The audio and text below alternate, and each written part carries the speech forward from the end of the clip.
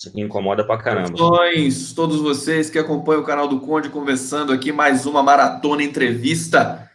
Nessa tarde de segunda-feira, estamos exatamente às 17 horas. É às 17 horas que a gente faz a entrevista, o horário que já consagrou aí. O pessoal já vai chegando nesse horário para o canal do Conde. Eu estou hoje aqui com o Vinícius Carvalho, meu amigo, mestrando em História do Tempo Presente na Federal de Santa Catarina. Estadual, desculpa. Faculdade. Qual que é a sigla da estadual? É o UDESC. UDESC, né? É. UDESC. E o Vinícius, enfim, um cara que está nas redes, sempre é colunista do 247 também. A gente vai conversar sobre vários temas, e o tema aqui que eu estou colocando como fio condutor desse papo é que os estudantes podem fazer a diferença, podem incendiar o país. A gente está vendo uma manifestação hoje no Rio de Janeiro, que o Vinícius comentou na sua rede, né? Que são adolescentes, né? Adolescentes aí realmente se posicionando contra a total deriva do governo Bolsonaro e da indiferença desse governo com o ensino público no Brasil todo. Eu vou começar saudando você, querido Vinícius, e queria que você comentasse aí essa manifestação. Você que é do Rio de Janeiro, enfim, você ainda tem uma ligação mais profícua e visceral com esses temas aí do Rio. O Rio de Janeiro sempre foi um caldeirão político brasileiro. Vamos ver se agora... E tem outros temas também correlatos a isso. Saudações, Vinícius Carvalho. Saudações, boa noite. É um prazer estar aqui de novo. E nosso último bate-papo deu uma boa reverberação, né? E eu tomara que esse dia hoje seja igual ou melhor. A gente tem que melhorar sempre que o A tendência é sempre melhorar, né? Com certeza. Diferente do Bolsonaro, que a tendência é sempre piorar. Não, pois é, não.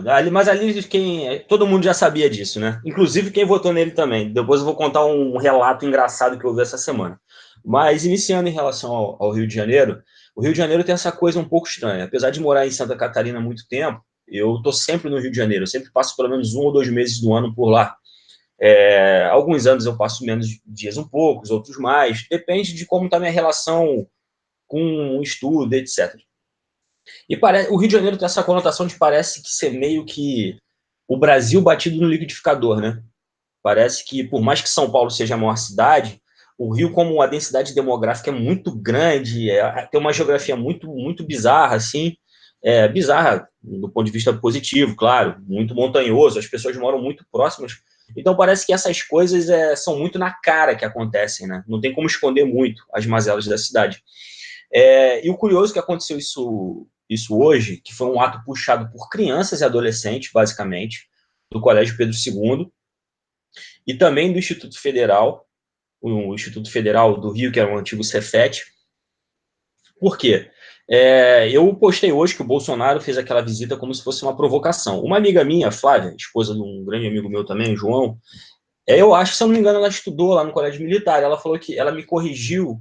Ela me falou que não, que todo dia 6 de maio ele visita o Colégio Militar do Rio de Janeiro. Só que esse ano, dada a conjuntura, dado todo o corte de gastos e pelo fato dele ter cortado uma verba muito grande do Colégio Pedro II, que é um dos colégios públicos mais tradicionais do Brasil, centenário, colégio, etc., isso, obviamente, vai aparentar uma provocação.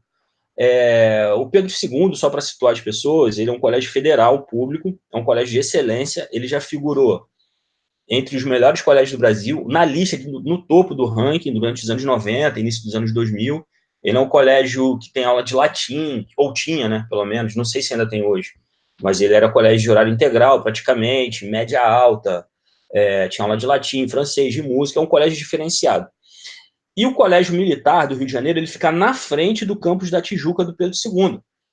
Então, assim, foi a crônica de uma provocação ou como é que eu vou dizer? De um protesto anunciado. E menos de 1 quilômetro da região fica o Instituto Federal do Rio de Janeiro. Então, assim, aquilo ali virou um caldeirão hoje. E o que eu acho muito interessante é que, se fosse um ato de estudantes, de graduação, pós-graduação, se fosse um ato sindical, com certeza o Bolsonaro ia ter um escopo para agir com violência.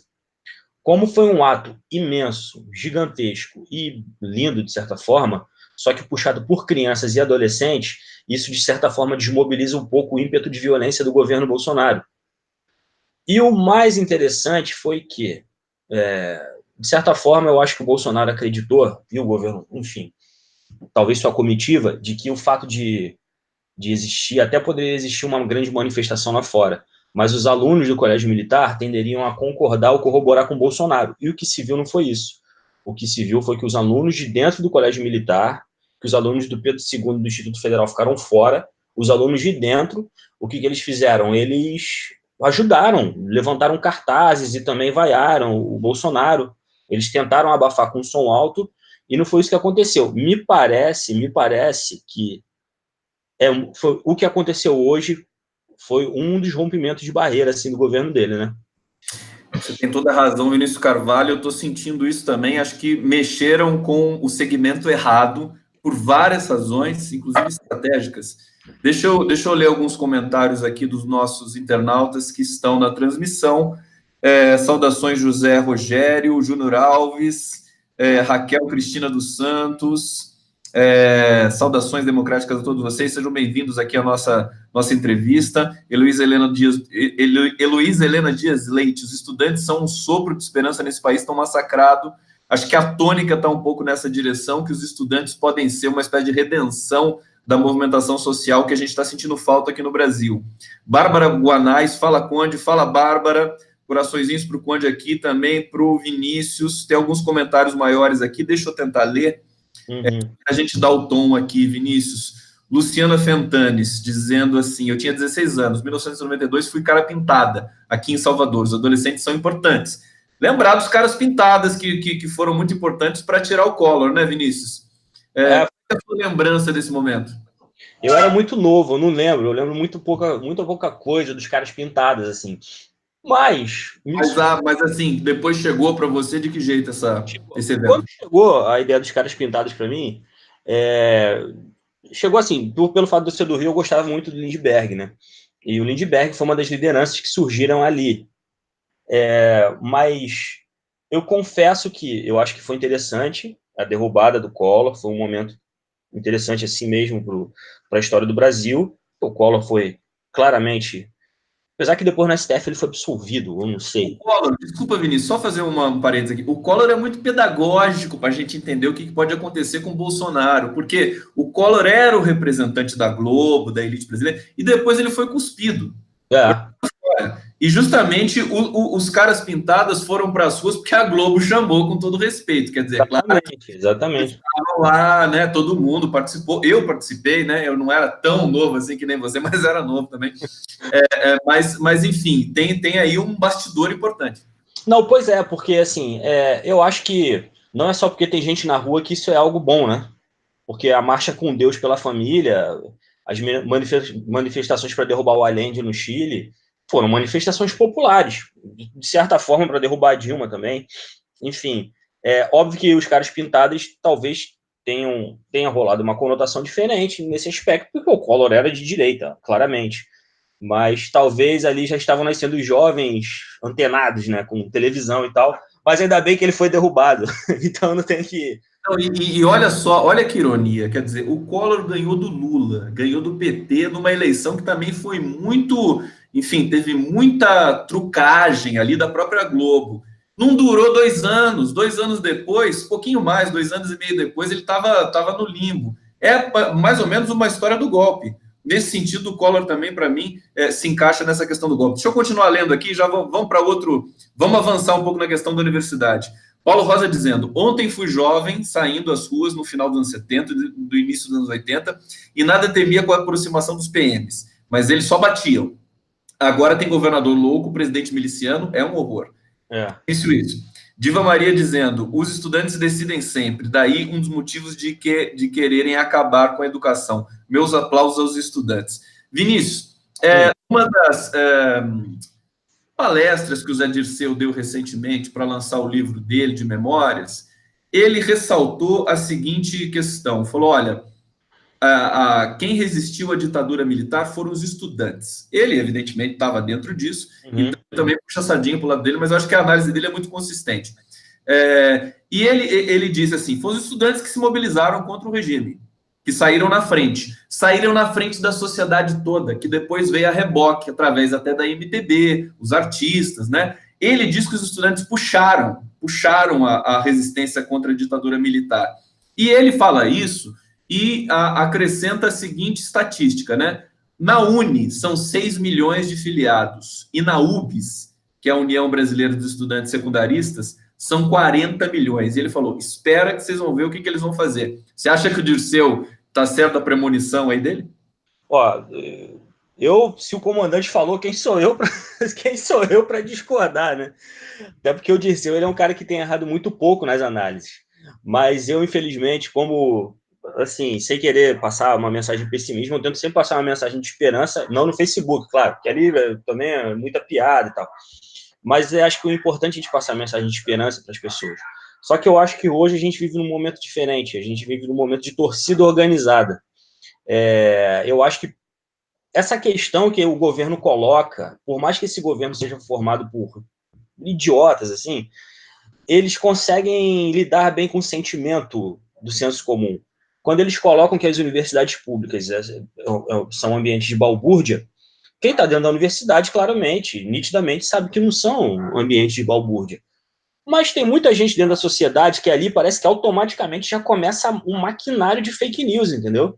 O WhatsApp, eu participo de grupos aqui de WhatsApp, que é até pedagógico participar, porque é grupo de boteco, essas coisas assim, e ali tem muita gente que é bolsonarista também. E eu vejo que os caras são muito mais rápidos do que a gente, e tem uma coisa que eles têm que nós não temos que... Aliás, nós temos que eles não têm, que é escrúpulos. Eles mentem descaradamente, não estão nem aí. Também aí, é verdade, né? Eu tenho falado que a esquerda está muito bem comportada. Muito bem comportada. O cara ontem tava espalhando, sem sacanagem, depois eu até te mando no WhatsApp. Eu recebi um meme ontem nesse mesmo grupo, o cara falando que o Lula tem um patrimônio de 716 bilhões. Eu falei assim, cara, assim, isso é... Ele ia ser o homem mais rico do mundo, eu acho, se ele tivesse 716 bilhões de patrimônio. Mas... Não, ele podia comprar a Apple, comprar a Microsoft e ainda sobrava um dinheiro, sei lá, para comprar uma petroleira qualquer. Pra comprar um monte de triplex, né? Mas então eu acho que assim, hoje, essa questão de deteriorar imediatamente o outro lado, eu acho que isso pegaria muito. Então, eu acho muito importante que os universitários façam manifestação, que os milhões de estudantes, eles de fato consigam paralisar ou fazer protestos, mas assim, a gente tem que entender que a gente vive numa sociedade que ela majoritariamente não tem acesso à universidade pública. Muitas vezes eles até têm raiva da universidade pública, entendeu? E é o que a gente tem visto em redes sociais por aí. Vinícius, hoje saíram alguns dados importantes que estão correlatos com essa questão que nós estamos discutindo aqui da defesa da universidade pública e do repasse, enfim, republicano, acordado já historicamente na nossa sociedade para investimento na educação pública. A maioria o perfil do estudante hoje das federais é majoritariamente trabalhador da base da pirâmide. Né? É diferente do que foi em 2001. Tinha um dado de 2001 que você tinha muito mais gente, que era aquela crítica que se fazia, né? Pô, mas o cara tem dinheiro e vai fazer universidade pública, fica gastando, não sei o quê. Não, a maioria dos estudantes hoje das públicas são pessoas que realmente não podem pagar. E eles têm, isso já é um dado que eu tenho comigo aqui, como professor e como ex-corretor do Enem e tudo mais, os trabalhadores, enfim, esse segmento mais humilde tem um desempenho melhor intelectualmente no desafio do ensino superior. Eu vou aproveitar e pegar aqui um post que você fez, né? Você pegou aqui um print, né, do Keyson. Vocês têm noção que a UFRJ tem 45 bibliotecas, 15 museus, 1.200 laboratórios, um parque tecnológico, 67 mil alunos de graduação em 130 cursos, e que o orçamento dela foi cortado em 41%. Então, isso é um barril de pólvora, porque a comunidade acadêmica não vai deixar barato isso. Na Bahia, hoje, já teve manifestação também, em defesa da Federal da Bahia. Nesses momentos, a comunidade docente se junta à comunidade discente e pode promover um grande rebuliço, uma grande balbúrdia no país. Eu acho que eles vão responder com balbúrdia. O que você acha? Eu espero que eles respondam com balbúrdia. Inclusive, eu adoraria que fosse essa balbúrdia mesmo, porque quem fala que gosta mais de estudar do que gosta de festa tá de sacanagem. É bom vir misturar tudo, né? Um pouquinho de festa, um pouquinho de estudo. E não foi isso que eu vi no ambiente acadêmico. Eu estou há 6 anos na UDESC e é um ambiente de muito estudo, muita leitura. Tem aluno lá que reclama da quantidade da carga de leitura de estudo. E todo mundo que é jovem gosta de sair da universidade para tomar uma cerveja. Ou se o cara não gosta de beber, que gosta de fazer uma brincadeira, de ouvir uma música. Se o cara é jovem, tem 20 anos de idade, 25, 24, não gosta disso, o errado é ele, entendeu? Então, sabe o que vai acontecer com o cara que não gosta de nada? Vai votar no Bolsonaro. Não, ele vota no Bolsonaro e vai pro direito concurseiro. O cara senta, só estuda, não sabe nada da vida e vira um Deltão Dallagnol, Sérgio Moro na vida. Deus me livre, eu prefiro virar, sei lá, cara, eu prefiro virar o João Gordo aí do cantar no Rato de Porão do que virar o Dallagnol. Mas assim, até porque eu gosto muito de João Gordo e não gosto nada. Não fala que o João Gordo vai ficar bravo, você me comparou com o Dallagnol, pô. Mas se eu for xingado pelo João Gordo, é um orgulho também. Imagina, o cara ouviu o que eu tava falando, cara. Agora assim, mas assim, eu espero que eles tenham essa capacidade. E se isso acontecer, eu certamente estarei nas manifestações junto com as pessoas da minha universidade, enfim, das universidades públicas aqui da região. Mas eu acho que a gente tem que, é como eu falo, a gente está vivendo um período neofascista. E deixou de ser proto-fascista porque era proto-fascista durante a eleição. Depois que ele venceu a eleição, virou neofascista, minha leitura, e eu posso estar errado. Mas, assim, a gente tem que sair com inteligência, porque, sério, se você vê como a PM de Santa Catarina tem agido, os caras estão achando que são o Rambo, entendeu? Eles não têm mais, assim, é sentar a mão, até a Guarda Municipal está fazendo isso.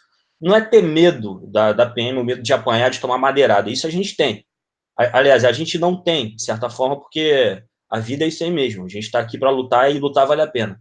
Agora, é complicado que tenha um processo de violência onde a gente não esteja com nada, nem com um pedaço de pau, nem com pedra, e os caras venham com armas letais e que matem crianças e adolescentes e pessoas menores de idade que vão dar na manifestação também. Agora, então, eu acho que antes a gente tem que chamar a manifestação, tem que paralisar, mas a gente também tem que ter um diálogo com a sociedade, porque é necessário, é primordial que a sociedade nos apoie, entendeu? E eu acho que como tem essa reflexão do Dirceu, quer dizer, os estudantes, eles são indutores, né? Eu acho que eles estão numa ponta social que pode ter mais ímpeto para se manifestar, justamente porque está num mundo que se debate muito mais, que é o dissenso da universidade, que eles querem reprimir também, que eles não querem dissenso, controvérsia, né? A pluralidade de ideias, enfim, teóricas, técnicas e humanísticas.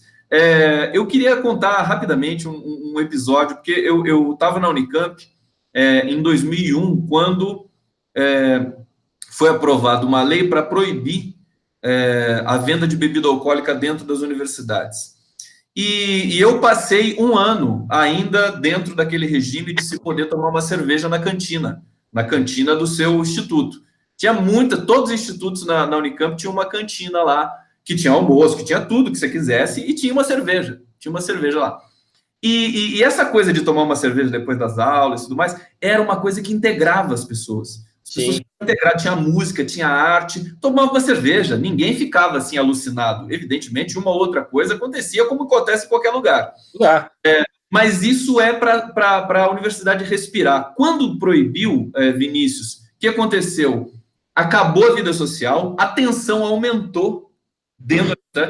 Os alunos tinham de sair da universidade para confraternizar, o que levou mais violência, mais perigo, e todas as cantinas fecharam, para você ter uma ideia. Acabou a vida social da universidade. Acabou a circulação de dinheiro.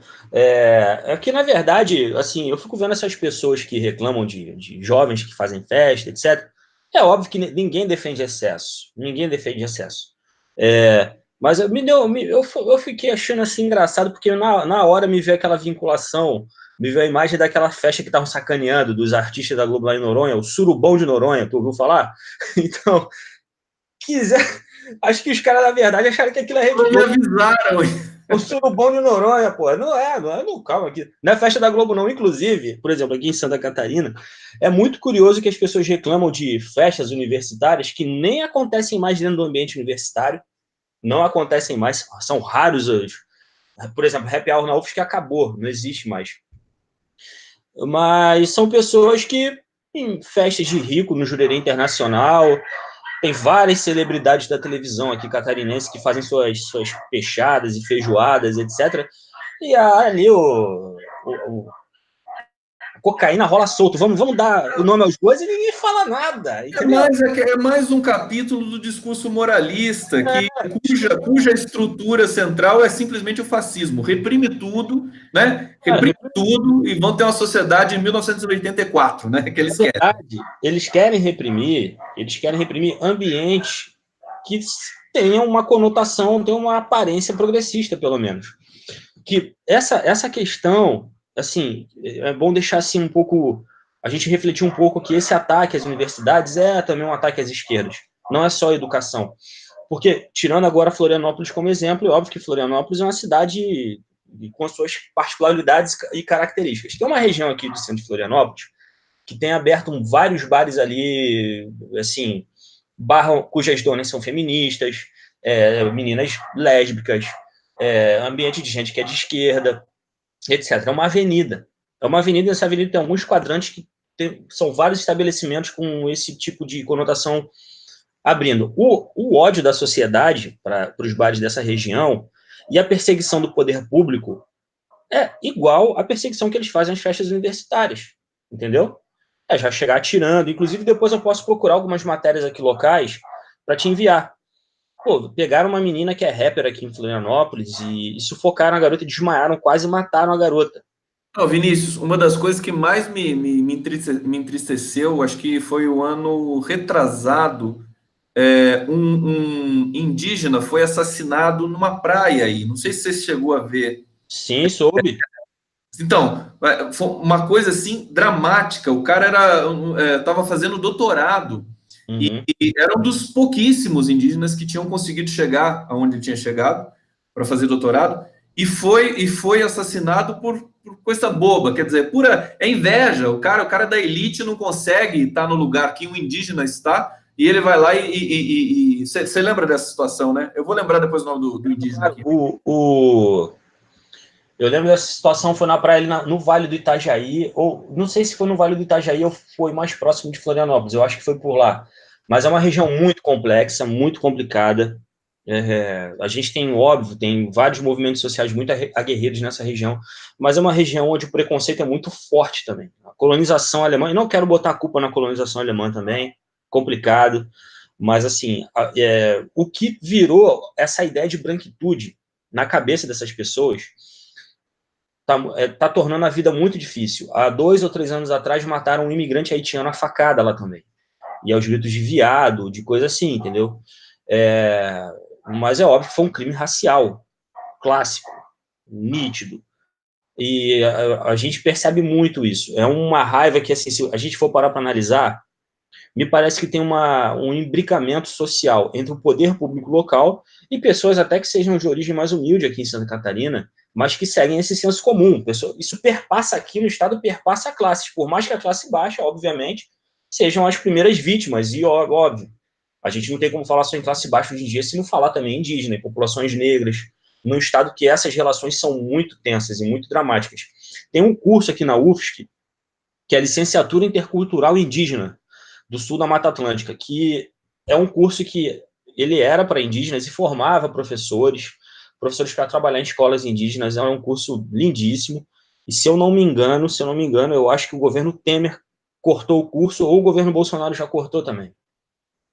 Bom, Vinícius, vamos seguir aqui. Agora eu preciso ler alguns comentários aqui dos nossos internautas. Eu vou começar de baixo, dos últimos para os anteriores, porque tem muito comentário, senão vou perder aqui.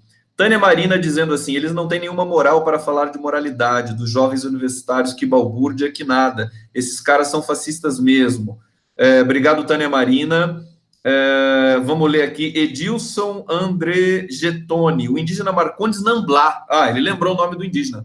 Marcondes Nambla, de 38 anos, morreu depois de ter sido espancado em Penha. Obrigado, Edilson. Lembrança trágica aqui, né? Foi muito triste essa notícia. Maura Nívia, vamos precisar de todo mundo para rechaçar esse eleito e seus comparsas. Nunca imaginei viver isso. Skywalker dizendo, senhores, eu bebi uma serva nas festas da universidade e hoje sou empregado de uma multinacional. O que isso tem a ver com estudar ou não? Ele pergunta que Skywalker, você está certo. O Darth Vader podia dizer assim, né? Luke. Menos, Luke. Você quer comentar, Vinícius? Não, assim, quero comentar que é sempre bom. Cara, quem não se diverte, lugar que não tem acesso à cultura, que não tem lazer, é um lugar reacionário, essa é a verdade. E a violência aumenta, tem de dizer isso. Eu vi isso na Unicamp, eu vi acontecer isso. Quer dizer, as pessoas ficam tensas de não poder, de terem a liberdade reprimida. Deixa só para a gente fechar esse assunto da universidade e ir para outros, que nós temos aqui uma pauta que mais uma vez vai sobrar, mas como é melhor sobrar do que faltar. Hoje, então, saiu o dado do perfil socioeconômico dos estudantes das federais. Eu conversei com a Margarida Salomão semana passada. Enfim, uma grande educadora, dedicada à educação a vida toda, 2 vezes reitora da Federal de Juiz de Fora, deputada federal hoje pelo PT, e ela disse que o sistema de universidade pública federal brasileira é um dos maiores do mundo. São 63 universidades públicas. Uhum. Se você conectar esse sistema também às estaduais, você vai ter talvez o maior sistema de educação pública superior do mundo. Haddad também disse isso, e aí o Pockmann, Márcio Pockmann, também economista do PT, comentando a mesma coisa hoje, porque as universidades estão sob ataque.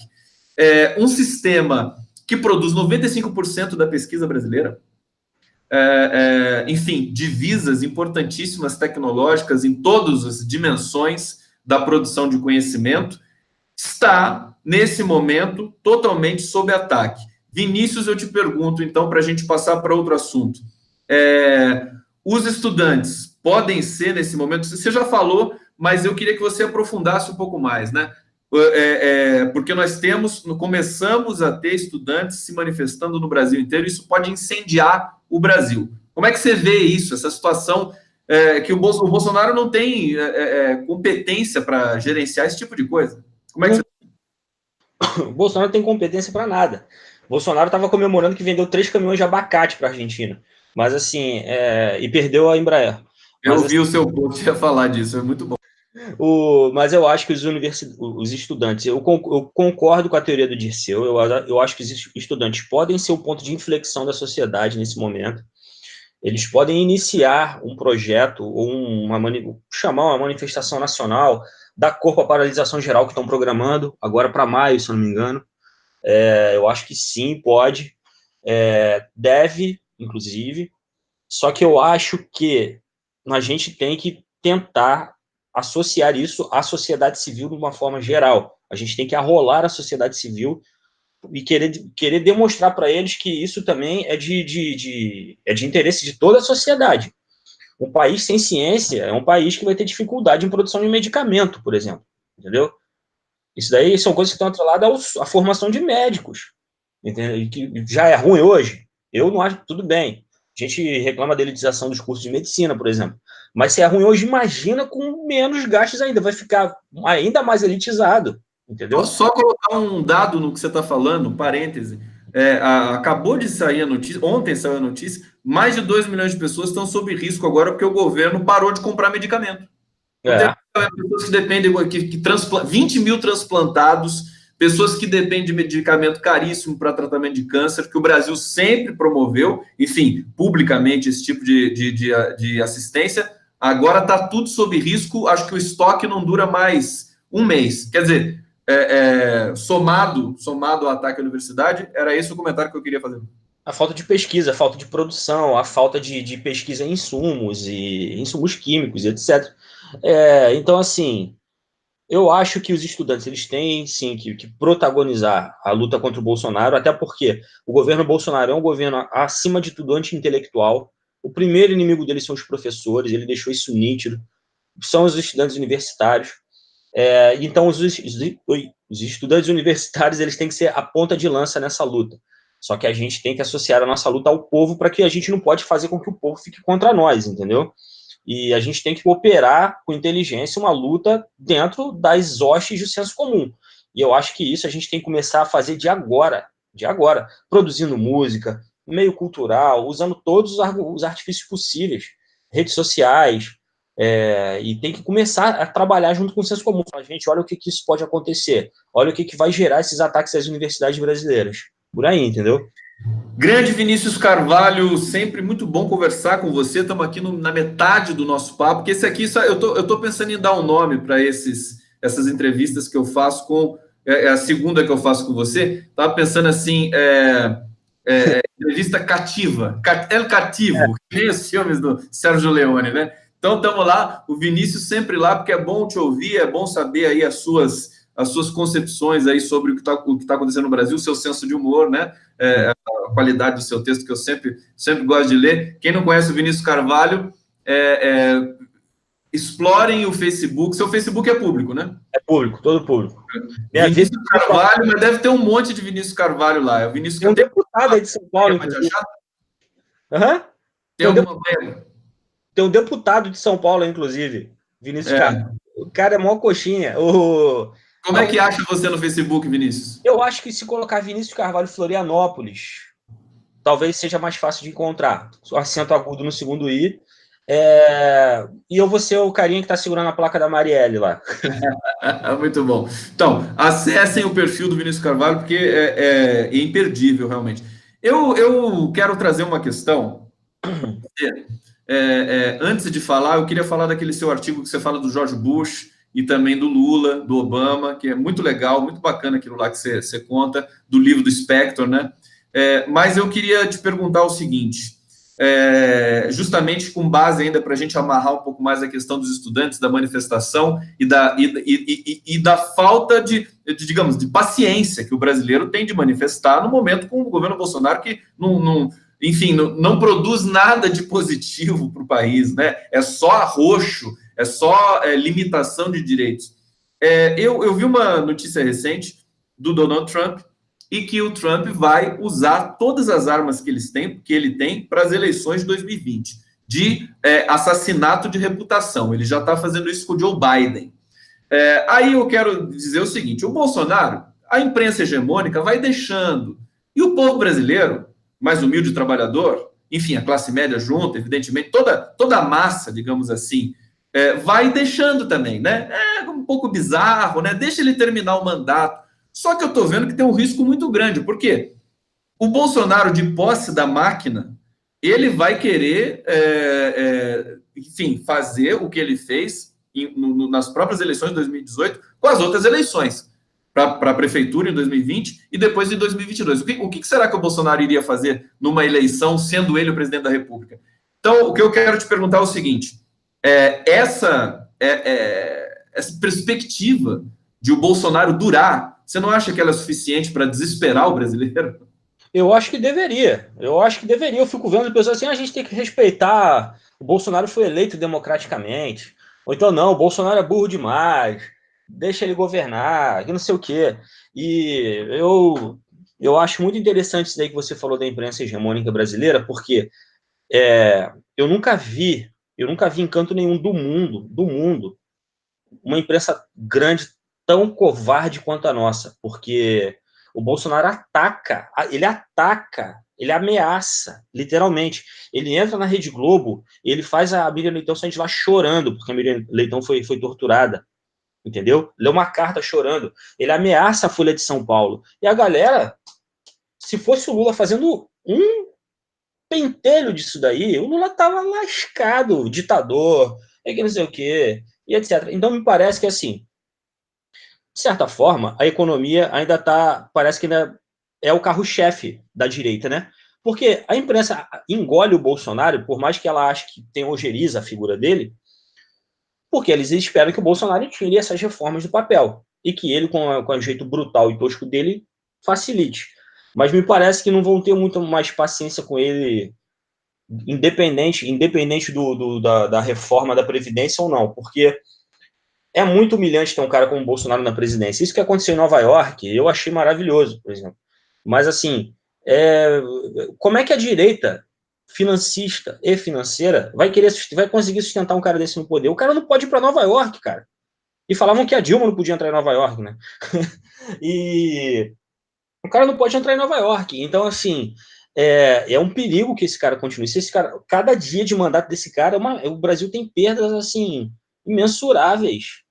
Então, Vinícius, deixa eu ler um trecho do seu post sobre isso, né? O Vinícius diz assim, né? O mais hilário na repulsa que instituições e políticos da região de Nova York demonstraram para o Bolsonaro é justamente pelo fato dessa repulsa vir dos Estados Unidos e não de países como Cuba e Venezuela. Isso funde a cabeça do Bolsonaro, né? Aí o Vinícius diz o seguinte: pois como todos sabemos, o sonho de todo bolsominion é implantar um útero em si mesmo para engravidar de um mariner do exército dos Estados Unidos da América. Ô Vinícius, permita-me dizer, mas eu adoro o seu senso de humor. Realmente assim, é corrosivo, realmente deve irritar muito, né? Se tem bolsominion que ele é aquilo. irrita, ameaça, cara. Os caras me ameaçam, os caras me xingam. Mas o que acontece, o Conde? Uma coisa que eu percebo. A direita, principalmente essa alt-right, essa nova direita aí, a molecada, e alguns tiozões, eles perceberam, de certa forma, que a esquerda é muito paz e amor. Eles já operam sabendo que eles vão te bater, que eles vão te dar porrada, a gente vai ficar educado, entendeu? Vai falar, nossa, olha que absurdo, olha que fascista. Eu parto pro ataque também. Isso deixa muita pessoa desmobilizada, porque o cara não espera que alguém de esquerda vai responder na mesma moeda. Aí tem gente que vem reclamando, nossa, Vinícius, você pega muito pesado. Eu pego pesado mesmo e queria poder pegar mais. Se eles operam na baixaria, eu também se operar na baixaria também, não tem problema em relação a isso não. Agora, como diria o Paulo Freire, a minha baixaria é inclusiva, a deles é excludente, né? Tipo... Muito bom.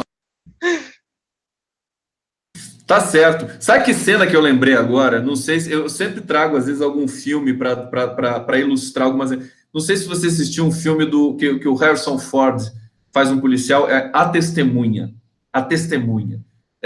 Pessoal, aqui certamente muita gente vai conhecer esse filme. E aí ele entra, ele fica junto de uma comunidade Amish nos Estados Unidos. Sabe aquela comunidade, deixa a barba desse tamanho, religioso, tudo bonzinho. É tudo bonzinho, só planta e come o que planta, aquela coisa, né? Aí, só que ele é um policial durão. E um dia eles vão para a cidade juntos, né? Porque eles moram no campo, né? E ele tá fantasiado de Amish, com um chapéuzinho do Amish e tal, né? E aí vem uma playboyzada para provocar os Amish. E ele olha aquilo lá, ele fica puto e vai lá e enche o cara de porrada. Aí eu falo, nossa, nunca vi um Amish fazer isso. A esquerda tá assim, né, ô Vinícius? Tá aceitando, né? Hã? Não, tá sim. A esquerda tá meio Amish, né? Tá aceitando as porradas que estão tomando dos fascistas aqui no Brasil. Tem que devolver também. Tem que devolver, aceita, porque assim, o fascismo é um movimento antipolítico. A gente não vai combater o fascismo com mais política. Óbvio que a gente tem que operar dentro da institucionalidade e da política dentro da medida do possível. Agora, se eu tô. O cara vem cuspir na minha cara na rua porque eu tô com camisa vermelha. Eu não vou cuspir na cara dele também. Eu não vou falar assim, nossa, meu Deus, como ele é incivilizado. Eu não vou. Eu tô num momento que se o cachorro me mordeu, eu mordo o cachorro também. Não tem que levar desaforo para casa. É óbvio que eu não vou pra rua. Eu jamais vou com ímpeto de arrumar confusão. Agora, eu acho que a esquerda tem que revidar na mesmíssima. Eu acho que tem uma coisa muito séria que você deve saber, porque você também não leva desaforo para casa, né? Fascista é tudo covarde. Tudo covarde. Você cresce para cima dele, o cara sai correndo, miando. Então, e não precisa nem fazer, é só levantar a voz. Né? Claro que você tem um problema, desculpa, só complementar, você tem um problema que é justamente esse discurso, mas isso paralisa a gente, né? A gente tem que ressignificar o discurso de dignidade e de autorrespeito e de autoestima. Eu sempre dou o exemplo seguinte, o Lula é bonzinho? Não é, cara. Ele é o único cara da esquerda, para falar a verdade para você, que vai com tudo, sempre foi para dentro do adversário. Agora, evidentemente, como ele é um mestre da comunicação, ele sabe fazer isso e ainda ser o grande depositário do afeto e do amor que tem na cena política brasileira. Exatamente. E tem uma questão que eu acho que tem que ser muito bem imposta nisso, porque a gente não está defendendo violência, a gente está defendendo defesa, que a gente está no momento onde tem pessoas nossas morrendo, entendeu? defender. Isso que você falou de que todo fascista é covarde, o prefeito de Nova York fez um post no Twitter muito bom, falando que o Bolsonaro agiu como um valentão de escola, que quando apanha a primeira vez sai correndo. E foi exatamente isso que aconteceu. E a declaração do Bill de Blasio causou barulho aqui no Brasil entre bolsonaristas. Porque é o que você falou, né? Eles adoram os Estados Unidos. Aí, de repente, eles se veem rechaçados pelos americanos, fica difícil para eles. Deixa eu ler mais alguns comentários aqui para a gente ir para o outro tema. E já que a gente falou do Lula, vamos falar um pouquinho do Lula aqui. Júnior Alves dizendo, concordo, tem que ser no pau. Eu acho que já passou da hora. A gente está com overdose de civilidade. Acho que a esquerda brasileira tem de se tocar um pouco disso. Quero um PT mais radical. Júnior Alves dizendo aqui de novo, né? Defender a defesa. É isso, gente. Parabéns, Vinícius e Conde. Guida Virgílio curtindo a nossa entrevista aqui, que tá uma audiência muito boa. Queridos, é hora de ir para a rua, mas vamos terminar a live antes. Antes de ir para a rua, vamos terminar a live, daí a gente vai para a rua. Vinícius, eu achei muito bacana o seu artigo que você falou do Lula na percepção internacional. Eu queria que você contasse um pouquinho para a gente. Eu acho que o Bush adorava o Lula, é uma coisa impressionante. Impressionante. Tem os relatos. E o Obama, por consequência, também curtiu. Quer dizer, o que não é um presidente se respeitar o seu povo e ir com a cabeça erguida lá para fora? Eu lembro daquele episódio do Lula com o Bush, que o Lula não se levantou para receber o Bush. Eu acho que foi esse momento, que foi o momento que ele conheceu o Bush, que fez com que o Bush, enfim, e o Obama depois tivessem tanto respeito e admiração por Lula. Fala um pouquinho para a gente disso. Eu acho que assim, aquele texto teve muita gente que falou, nossa, Vinícius, eu até quase simpatizei com o Bush. Eu falei assim, não, cara, o objetivo não é simpatizar com o Bush. O Bush foi um senhor da guerra, entendeu? Agora, o fato de ter havido nitidamente um respeito mútuo do Bush para com o Lula e do Lula para com o Bush, eu acho, para com o George Bush. Isso ficou muito nítido no último ato de governo do Bush, que foi ligar para o Lula e se despedir dele, entendeu? Uma coisa interessante isso. Agora, eu acho que assim, ninguém respeita lacaio. Acho que todo mundo aqui já teve um amigo puxa-saco, e ninguém gosta de puxa-saco, porque o amigo puxa-saco é aquele cara que ele te incomoda, entendeu? Então, assim, é o cara que ele tá sempre querendo te bajular, ele se torna uma presença insólita na sua casa. Você tá querendo conhecer alguma gatinha, por exemplo, ele tá aquele cara ali, e você tá com vergonha dele. Isso é o Bolsonaro, é o Trump olhando pro Bolsonaro. O Trump devia estar com vergonha do Bolsonaro, ele daquela camisa da seleção dos Estados Unidos com um adesivo colado, parecia a camisa de time de várzea. E eu acho que, assim, o segundo livro do Matthias Spector, o que impressionou o Bush de cara foi a primeira visita, a primeira conversa deles. Que na primeira conversa, eles conversaram por muito tempo, e o que o Bush falou para os seus assessores foi, eu gostei desse cara, porque esse cara, ele foi duro, negociou, está defendendo os interesses do país dele, mas ele me pareceu correto. Ele é aquilo que ele transparece. É aquela coisa assim, a pessoa às vezes pode ser um pouco rude, que não é o caso do Lula. O Lula é uma pessoa amável, não é nada rude, mas a pessoa pode ser rude, pode ser dura no jeito que ela coloca as suas ideias, mas ela é justa, ela é correta contigo, entendeu? Isso é, inclusive, o que falta numa direita mais ideológica nossa, da gente debater ideias mesmo, entendeu? Eu defendo o lado esquerdo da sociedade, você defende o lado direito, mas os dois lados trabalhando com honestidade intelectual. Me parece que foi um pouco disso entre o Bush e o Obama. Mas com a ascensão do Obama ao poder, o Obama pessoalmente gostar muito do Lula, e o Lula provavelmente gostar mais do Obama do que do Bush pessoalmente, mas me parece que as relações internacionais entre Brasil, não só entre o Brasil, entre América Latina e Estados Unidos se deterioraram no governo Obama por causa da arapongagem generalizada que o Departamento de Estado, a Hillary Clinton, o próprio Obama, eles promoveram no mundo. E isso, se o Brasil era um aliado dos Estados Unidos, não tem por que eles espionarem naquele grau de espionagem e também de sabotagem, porque quem acredita que a Petrobras, que a Lava Jato não tem nada a ver com os Estados Unidos, sinceramente, acredita em qualquer coisa. Eu acho que falar dessa relação é falar do Lula, quer dizer, do respeito internacional que ele tinha, não de puxar a sardinha para o Bush, nada disso, nem do Obama. Acho que significa, assim, o comportamento político subjetivo, existencial do Lula que conquistou o mundo todo, não foi só o Bush, era o Singh da Índia, era a Angela Merkel, é o Putin, todo mundo pagava pau para o Lula. A verdade África é essa, inteira. até hoje.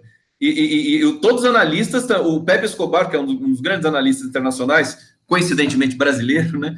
Ele diz que nunca tinha visto o Lula. O Lula passava naquele corredor da Ásia, que é extremamente complexo, que você tem inclusive árabes ali, a Índia, a China, com imenso respeito de todo mundo. Todo mundo respeitava É. a imagem do Lula e tudo mais. Eu acho que é isso interessante que você deixa no seu artigo. Eu quero dizer que o artigo do Vinícius Carvalho está na Rômulo 247, se vocês quiserem buscar, busquem no Google, né? Vinícius Carvalho 247, vocês vão achar.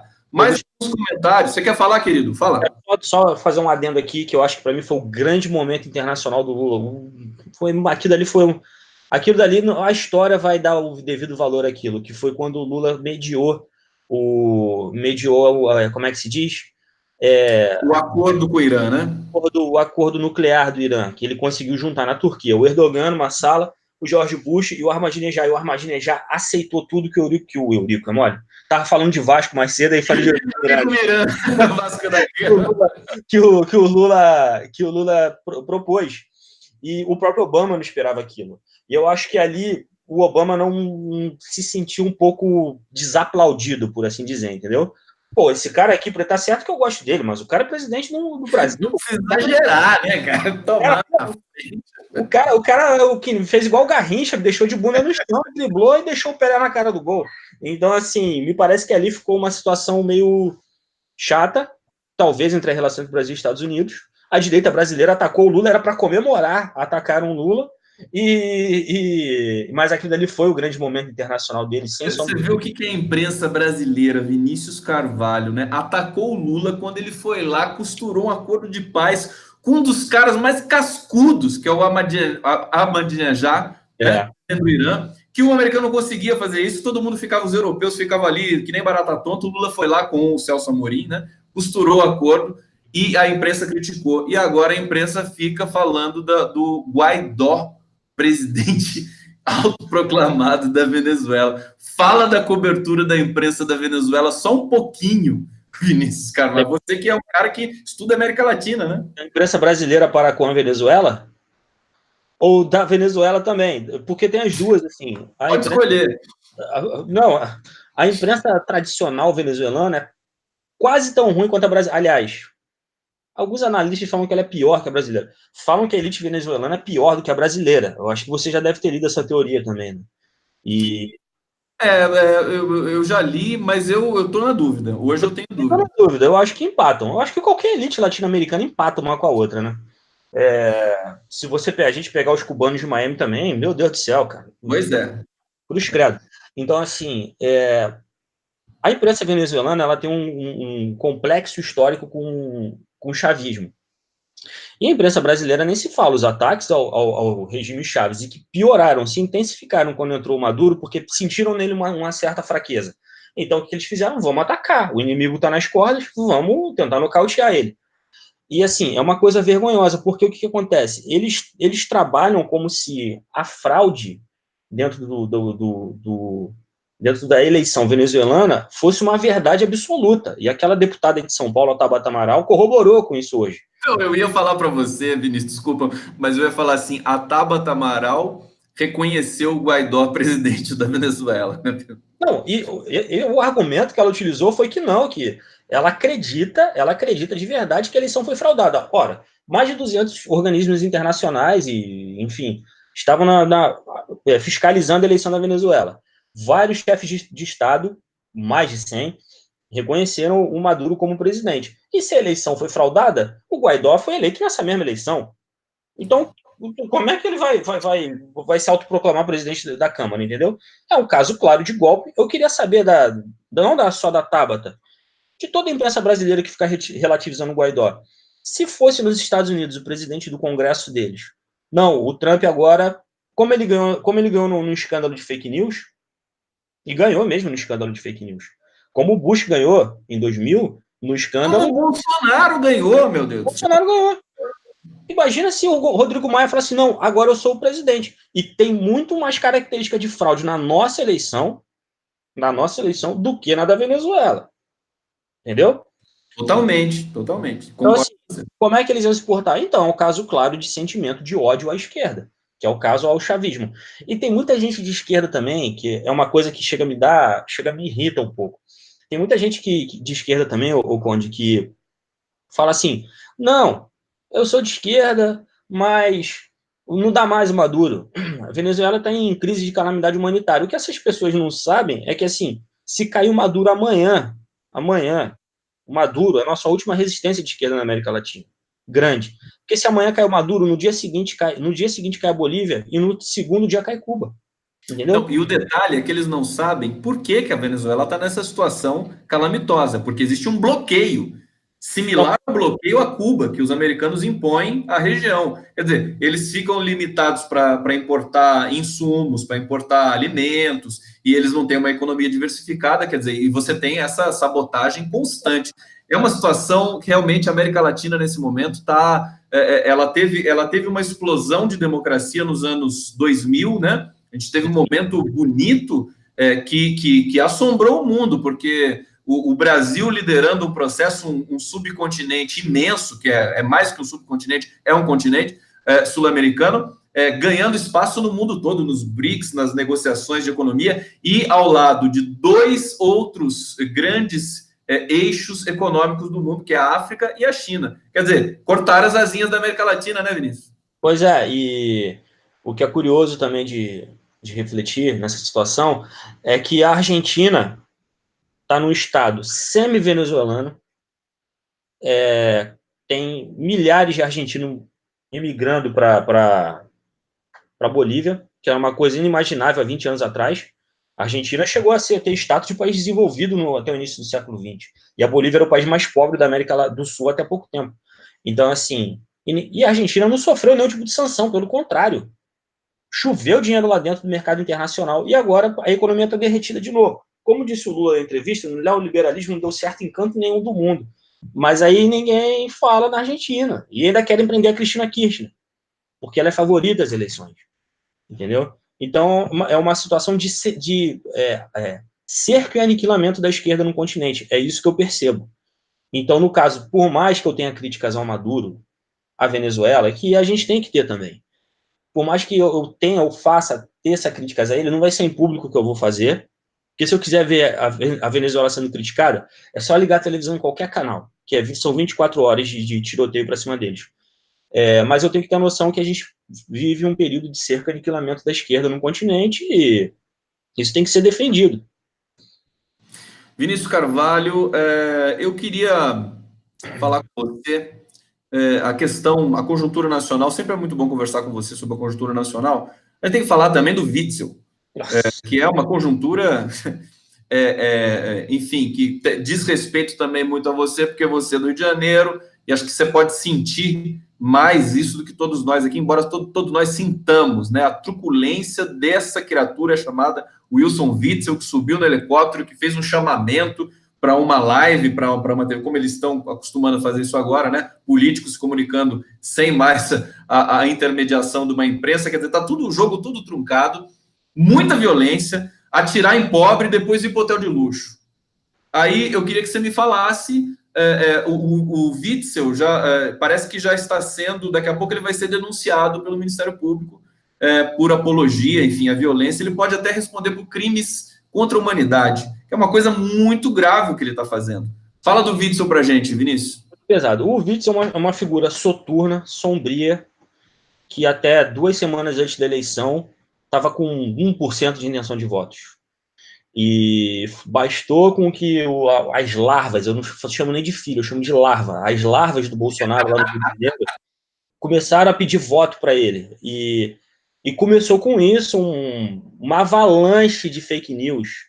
E que todo mundo, não, vamos votar nesse cara, vamos votar nesse cara, vamos votar nesse cara. Só que quem era o Witzel? O Witzel era um juizeco do Rio, que ficava falando que era da Lava Jato, e ninguém sabe ao fato se ele era da Lava Jato ou não, da ala carioca. E tem aquele outro lá, o Bretas, que cruz credo, cara. Que cara cafona, entendeu? Aí, o problema da direita é que a direita não basta ela ser ignorante, ela tem que ser cafona também, né? E eu sou da teoria meio do Vinícius de Moraes, a gente tem que fazer uma ode, um retorno a gostar de coisas bonitas, mas enfim. Tudo é muito feio, realmente, né? A barriga do Bolsonaro, não sei se você viu também, né? Quer dizer, É horrorosa. E não, eu, por exemplo, eu fui uma criança magra. Meu sonho era ter uma barriga de chope. Eu tenho barriga de chope, eu acho ela linda. Agora, do Bolsonaro, parece um monte de retalho, cara. Mas, enfim, o Witzel, ele ganhou a eleição nessa perspectiva, com um discurso fascista. Me assustou que ele teve muito voto em bairros de subúrbio e favelas. E eu não sei em que condições essas pessoas na favela votaram nele. Ele estava prometendo exatamente isso em campanha. Então, eu acho que assim a gente falha no diálogo também, quando fala de violência urbana com a população, porque é óbvio que quem mora, que eu falo que a violência, quem sofre com a violência, tanto quanto quem está dentro da comunidade, é quem está na zona cinzenta, quem mora em bairros, no pé de comunidade, no subúrbio, entendeu? Ali é onde o bonde passa o bonde da PM de um lado, a milícia no meio, o tráfico do outro, é tiro toda hora. Então, esse discurso, as pessoas não têm muita ideologização. Aí chega um cara como o Witzel, como o Bolsonaro, e fala, não, tem que matar todo mundo. O cara fala assim, porra, ó, tem um monte de moleque fumando maconha no meu portão aqui, é tiroteio, minha parede está com um buraco de bala. Aí eles veem esse discurso e isso cai como se fosse a salvação da lavoura. Só que o povo, eu não posso falar pelo povo, claro, eu falo isso como experiência de quem foi criado na Baixada Fluminense. Me parece que o povo vê isso como uma forma, assim, lúdica. Não, vai ter atirador de elite, vão pegar, matar bandido. Só esse discurso de matar bandido por si só já está errado. Mas me parece que agora que eles estão vendo helicóptero sobrevoando toda hora, tiro indiscriminado, sniper, molecada morrendo, cada incursão dentro da favela tem no mínimo 8 mortes. Eu acho que as pessoas estão começando a ficar um pouco aterrorizadas. E outra coisa que tá aterrorizando muito o povo, que eu tenho percebido, é o estilo meio fanfarrão do Witzel. E não é um fanfarrão engraçado, como era o Garotinho ou o Eduardo Paes. Não, um fanfarrão que não tem domínio do que está falando, entendeu? É um fanfarrão que só vai para televisão para falar de violência, só vai para televisão para televisão ou para rede social.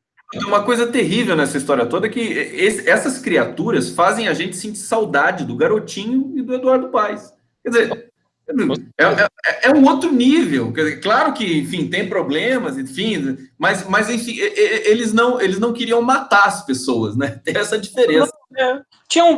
Como eu falo, às vezes eu tenho saudade da velha direita, assim, porque eu falo isso da velha direita e me lembra o Rio de Janeiro, porque o Garotinho tá certo que ele foi cria do Brizola, mas assim, que a relação dele com a direita veio depois.